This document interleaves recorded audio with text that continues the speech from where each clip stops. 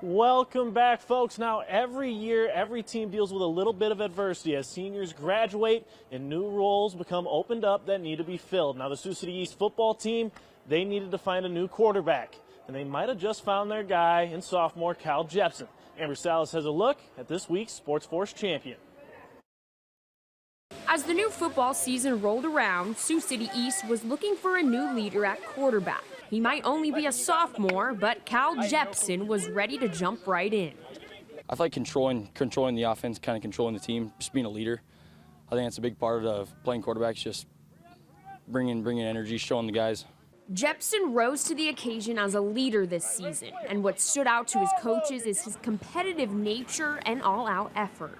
He's a knowledgeable kid, he's competitive, and he's going to give you 100% of his effort every time he's out there, whether it's in practice or in a game, and he's just the type of kid that is going to compete at everything he does. I think Cal's greatest attribute is that he's a competitor, and he just loves to play the game, and he loves to compete, and I think that's what's carrying him right now.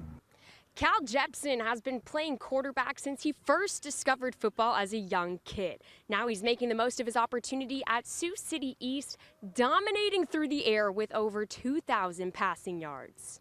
I started playing football, I think it was 4th grade, 5th grade. My dad has helped me out with my football or all my sports for a long time, so he's helped me stick with this, and I've learned to love the game. His love for the game has shown every Friday night, where he's been a natural at leading the huddle. Entering the postseason, Jepsen has thrown for 2,319 yards and 19 touchdowns. And he says his pregame routine seems to be the key.